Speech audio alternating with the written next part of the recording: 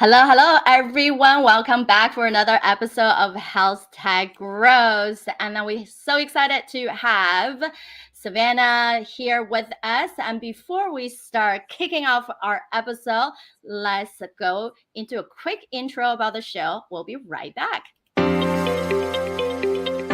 Welcome to Health Tech Growth, the weekly podcast for healthcare founders and innovators, where we explore essential strategies to create successful and sustainable healthcare startups that improve patient outcomes and transform the healthcare industry.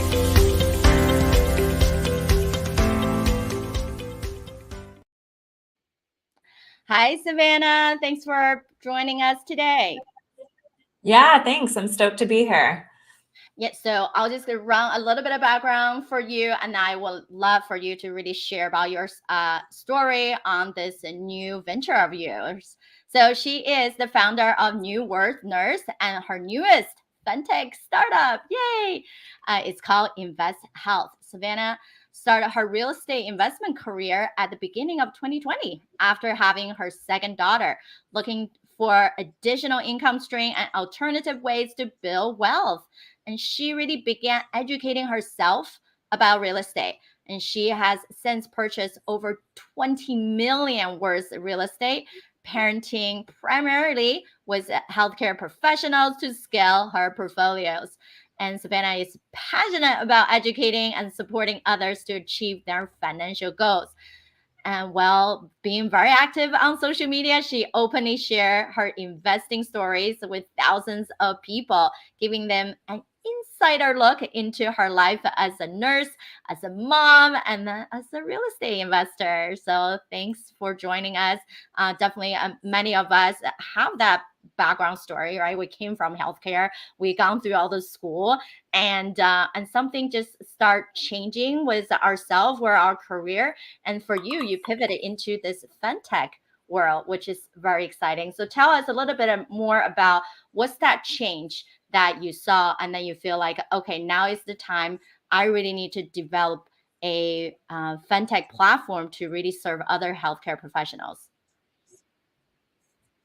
Yeah, definitely. It was, so I'm a registered nurse first and foremost. I've been working as a nurse for over 10 years now. And it was really in 2020 at the height of the COVID pandemic where I was forced as a nursing manager to shut down procedural units in the hospital because we were closing elective cases. And at that time, I didn't know if my employees were going to get subsidized by the government or if they were going to be having any income coming in. And so it opened my office door to literally hundreds of conversations with nurses, doctors, techs, and I just could not believe the stories that I was hearing. People who could literally save lives, yet they were living paycheck to paycheck. Or I had nurses making well into the six figures, but had never set up a budget because they didn't want to look at where their money was going every month. And even as I was hiring new nurses, they'd be sitting in my office asking what percentage to contribute to their retirement plans. And so I just started hearing and seeing over and over again just this huge gap in financial literacy and financial resources available to healthcare professionals. And it was just so disheartening to see and hear. Because most healthcare professionals in the industry, we think that the only way to grow wealth is to sacrifice our mental health and our physical health to work double time at the hospital. And so just really became passionate about sharing alternative investment strategies with healthcare professionals and just different ways to build wealth. So InvestHealth is our financial benefit platform that we have specific to healthcare professionals. Yeah, that's so crucial. I think when we are going through school, the thing that we're trained is being a practitioner, right? How do you use your problem solving ability to figure out, okay, there's the patient. How do we take care of them? What problem they have? Ask a bunch of questions. And then now we have assessment in our head, do some testings, confirm that, and go to the treatment. But never really thinking about as an individual, it's not just our career that's part of our identity, but it's everything that we do, it's who we are, and financial stability and intelligence it's that crucial part. And now I usually say there's 10 pillars, right? And we can't just say career as this big thing. And yes, we're doing great, right? We're having movements, but what is that truly sustainable for us to keep going? And that's sometimes it's what it's missing in this sector. So for you, you already figured out, wow, people are already asking you these questions, and you better provide that because you have your own knowledge and go into. So how come you pick real estate of all the things that you felt additional income sources should be generated, that you had a passion for that specific niche? Yeah. Yeah, definitely. So real estate is what I have used personally to grow wealth. It's just one of the best wealth building strategies. It's extremely resistant to inflation. There are so many tax benefits to investing in real estate. It has historically outperformed the stock market year over year. And so that's the majority of my investments are in real estate investing. But InvestHealth, our financial health benefit, includes all financial wellness resources. So really, first and foremost, what our platform does is it gives all of our users access to a personalized financial plan. So 73% of Americans don't have a financial plan, which is just a shocking statistic, right? Like, how can we even begin to have more ownership and control in our financial future if we don't even have a plan in place? And the majority of us don't. So all of our users, when they get onto our platform, within 10, 15 minutes of answering some questions, we use tech to build out a fully personalized financial plan. It's about 70 pages long. It dives into so many different topics: income, expenses, budgeting, credit, how to buy a house, investing, wealth building, all sorts of financial related topics. And in addition to the plan, it gives out education and an assessment of kind of where you stand. We really gear this towards healthcare professionals, so we use the healthcare lingo. So it's initially that assessment piece, right? And then after that, that's when you start working towards your intervention. So what actions you can take to gain more ownership over your financial future. And so the platform is really gamified. So all of our clients who are healthcare companies, we work with hospitals, staffing agencies, medical schools, nursing schools, all of their employees, users, or students, they're coming on there, creating a profile, getting that full personalized financial plan. And then a lot of the platform is gamified to incentivize users to actually use the material. And so in addition to the plan, they get a full database of financial literacy resources. So a lot of terms in the financial space are dense, they're inundated, right? A lot of people don't understand it. It's a second language, but really how we educate healthcare professionals is you learned a second language already, right? Medical terminology. And so this is just, in a sense, learning a new language. And so what our platform does is it simplifies a lot of these terms to make it very easy to understand. And the financial literacy resources that we have really meet our users wherever they're at, whether they like watching bite-sized videos or they want to go through a self-paced course or different modules, lots of different ways to educate themselves on different financial terms. And then in addition to that, all of our users have the ability to get advice from a financial coach. So whether it's one-to-one support through a DM, like a direct messaging, or booking a one-on-one call with a financial coach. So a lot of people have questions that they feel almost embarrassed to ask. There's a lot of taboo and stigma around talking about money. And so we really want to lower those barriers and just completely change the conversation. And so we make it really easy and accessible for all of our users to get the financial advice that they need when they need it. So crucial to point out that when we talk about money, it's actually exchange of energy. At the end of the day, it's what can you create with the resources? And part of that resource not only is the people behind the genius, right? The people who are willing to put in the work to spread the message, to make things happen for other, but also the financial piece. Just like your company, creating a startup is roller coaster, and then getting that initial funding for people to buy into what you're doing, supporting you to build a minimum viable product, now be able to serve to others, right? It's truly about support and then validation. And so financial for all of us, it's not only a true resource for maintaining that quality of life, but also a validation that this thing that you created, people believe in it, right? So how many years have you guys been in business since you created? And then are you raising your next round of funding? What's the success looks like now? Yeah, definitely. So this concept we've been working on, my co-founder and I, he is also a registered nurse with a very similar background in healthcare management and leadership. And both of us just really had a passion to make a difference in the healthcare system. But the big organizations we were working with, lots of red tape and hard to really make a change even as a nursing manager. And so really set out to change the lives of our healthcare community through this product, InvestHealth. So started working on it a couple years ago, just putting out a few courses under Net Worth Nurse, which is my personal brand, just to gauge interest in the community, and got tons of interest from the healthcare community there. So then that's when we started creating a more B2B product, B2B product, where before those courses were more B2C. And so with the B2B product, we're going directly to these healthcare companies because we truly believe that they should be the ones that are providing this benefit to the healthcare community. And so really driving to the B2B benefit with this, we went live about a year ago, really started pushing in with the nursing associations initially. So we're with 5 different state chapters. Now we're working on a enterprise level with ANA, joined in with a couple of staffing agencies and a couple of healthcare systems.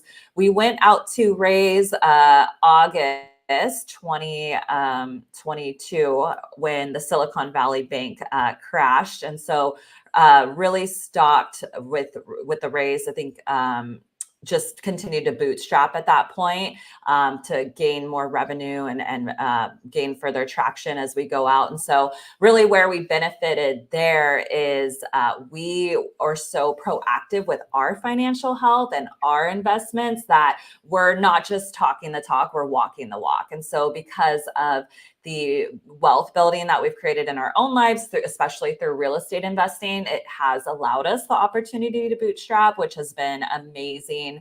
And then right now, just building our advisory board and continuing to push to gain clients. Exactly. It's now it start morphing into what works really well, and then what's the next level. So that's an exciting thing for you guys to get to this point. So what have you been seeing? If I give you a magic wand, right? You got 3 magical wishes and instantly disappear. What would the 3 wishes you wanted to use the wand for? That is an interesting question, 3 wishes. So I would say just opportunities to connect with more healthcare companies and leaders in the space. I think, met at Vibe. And so we've made it a really big point to go to a lot of big healthcare conferences. For us, getting the message out and connecting with as many people in the industry is really what we're trying to do, and share just shed light on financial wellness as a whole. I mean, mental health got a huge push through the healthcare system as COVID was running through, and financial health is a big component of mental health. 70% of people's stresses stem from money-related topics, and it's getting missed right now. And so really just continuing to have conversations with people and educate them about this huge need. A second wish, I would say, I would say, I guess, but like being able to scale a bigger team. I mean, funding $1 million is nice, right? So I can think of plenty of things that I would do with $1 million with my startup, with the phase it's at right now. So I'm going to make that my second wish. And then I guess just the ability to stay positive as we're growing a team and scaling and in the startup world. I mean, you mentioned it's a roller coaster. So just continuing to attract everyone with the positive connections and people that we're meeting with now has been great. Yeah, I think those are very right on point, right? We always believe, and no matter what you do, it's always the people behind you, right? People buy into that big passion and mission that you have and be able to see that vision. And sometimes we have to dig a little bit, right? And then it's hard to put a board together when, on average, if it's not a startup model, people have to spend multi six figure to even get one person, right? And then other people give out equity. So then it's like the debate of how much do you want to stay lean and then what type of people, right? Can they really have a functional role, which is one of the things that we've seen a lot with companies bring on board members is that they just have a title role. They believe these people tap into your first wish can open a lot of doors. But even they do try to make an introduction if you don't have the right strategy to make sure all the steps are put together and you don't lose those amazing introduction, right? And then versus other people are just like so with you. They're every step of the way. Let's talk. Let's think more, right? Think bigger and then actually do the work for you. So I definitely see when people are start putting that higher level team together, it's needing to see of what is that functional role the person have, or they're really just like a background person. Have you been seeing that in as you guys are creating your own team? Yeah, definitely. And we stay very engaged in the startup community. I mean, just by listening to podcasts similar to this one and just hearing from other founders what's been successful and unsuccessful on their startup journey. And so we did hear early on some hesitance to even raise funds before you really start generating revenue and get into a certain place of traction, because then at that point you're giving up so much equity and maybe not as incentivized anymore. And so heard a lot about that early on, which has made us thankful to continue to be able to bootstrap at this point. And especially now where we're at this stage. But yeah, I would say for our advisors, what we look at is really what we're lacking in our team and what they would be able to contribute. So we look at our team and where there are specific gaps or where we could use some assistance. Like sales was really big early on. Us coming out of healthcare leadership, we've never really been had any sort of formalized sales training. And so really early on into the journey, partnering with the sales team to help us get clear on a strategy and how to gain traction and introductions and conversations and closing. And so, yeah, there's definitely different ways to incentivize people too. I mean, not everyone is motivated the same way, whereas equity for someone might be the better deal or someone who's looking for maybe a rev share early on. So different things that we've had to think about as we're bringing on different advisors and even partnering with people in this space. Right. And it's all about figuring out what people care, right? And then there's always a driver behind what they do. And same thing for you is how much you're willing to negotiate. And then at the end of the day, everything is negotiable in life. And we just all needed to come to a common ground for us to believe in something so big. And then everything else just simply fall into line. And I definitely thank you for being that vulnerable to say, yes, we're healthcare leaders, but we were never training in sales, right? Converting conversation into a client is not as easy of us having a patient who come to us who has a purpose to be there and they know what they're being there. Now we have to convince other people this is the right solution, whether you even aware this is a problem or not. Having that conversation to help them see it and then really feel empowered that they made a decision, not truly by a sales influence person, but by them believing in the problem and the solution that can solve the problem. And definitely have a lot of convoluted sides as we build business. And the beginning of that customer journey is super crucial as to how we create that solid community to keep moving things forward. I know there's a lot of going into it, right? Like business in itself, we always say it starts with the amazing people on top, and seems like you was your passion, right? And now it's about building that team.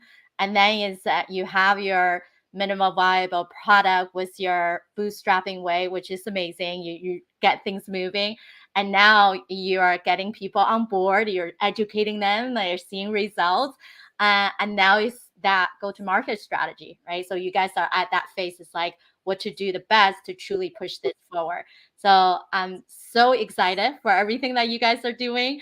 And then I'm excited to have you at Vive, and hopefully we'll see each other at Health as well, and or other ventures out there in person and not just through the video live streaming. What would be the something as we wrap up you would like to, for people to know, whether it's find out more information about you guys or something else that you really want the community to support you with? Yeah, absolutely. I love connecting with others in the space. So if anything in this interview jumped out to you or you want to hop on a call and chat further, I would absolutely love to. I am very active on social media. My accounts are The Net Worth Nurse under Instagram, LinkedIn, YouTube, Twitter, yes, Facebook, and TikTok. And my website's InvestHealth.com, and then networthnurse.co. That is my personal brand. And a little bit about my real estate investment company. We didn't chat too much about that, but that is willowinvestmentgroup.com. And you can get to all those websites from each other. But yeah, if anyone is interested, I'd love to chat. Awesome. Amazing. Until next time, everyone. Thank you for listening to Health Tech Growth. If you're a healthcare tech innovator or founder interested in being a featured guest on our show, visit healthtechgrowth.io to learn more.